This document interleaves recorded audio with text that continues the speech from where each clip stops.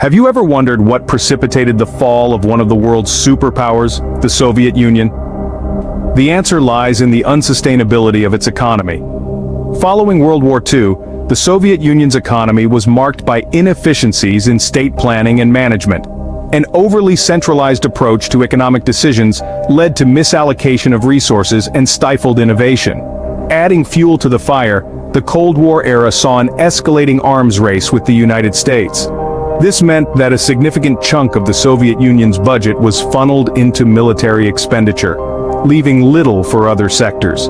The economy was further strained by the country's inability to keep up with the rapid technological advances of the West. The Soviet Union was lagging, and it was lagging badly.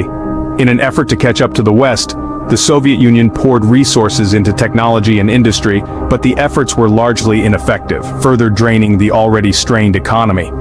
The Soviet Union was thus caught in a financial conundrum, a situation that was only going to worsen. The economic troubles were not the only problem. The Soviet Union was also suffering from a period of political and social stagnation. Enter the era of stagnation, a time marked by the iron-fisted rule of Leonid Brezhnev. Brezhnev's leadership, or perhaps more aptly his lack thereof, was a cocktail of increased corruption and a lack of necessary political reform.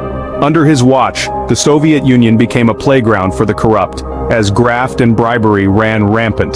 The political machinery was rusting, stuck in the gears of a bygone era, resistant to change and reform. But it wasn't just the systems that were stagnating.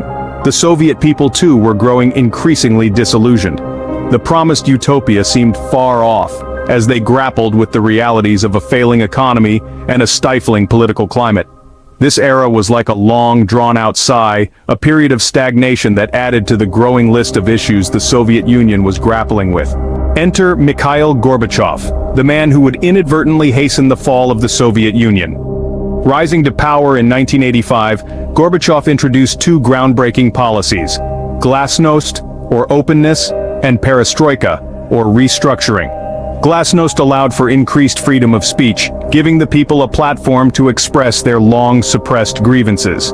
Perestroika aimed to revitalize the stagnant economy through the introduction of market-like reforms. However, these policies, while well-intentioned, opened Pandora's box. As the people tasted freedom, they began to demand more, leading to increased political dissent. The economic reforms, instead of stabilizing the economy, caused further instability as it struggled to adapt to the sudden changes. Gorbachev's dream of a reformed Soviet Union was slipping through his fingers. The more he tried to hold on, the faster it fell apart. His reforms were a double-edged sword, providing a platform for the people's grievances, but also accelerating the Soviet Union's decline. The stage was set for the final act in the downfall of the Soviet Union. The sequence of events began with an ill-fated coup attempt in August of 1991. Hardline communists attempted to seize control, fearing the loss of their power and influence. However, their attempt was thwarted, further weakening the already crumbling Soviet authority. In the wake of this failed coup, a wave of independence declarations swept through the Soviet republics. One by one, they began to assert their sovereignty, effectively dismantling the Union piece by piece. The final blow came in December 1991. The once mighty Soviet Union, the global superpower that had stood tall for nearly 7 decades, was officially dissolved. A new chapter in world history was opened, one where the Soviet Union was a memory rather than a reality, and thus, the mighty Soviet Union, once a global superpower, was no more.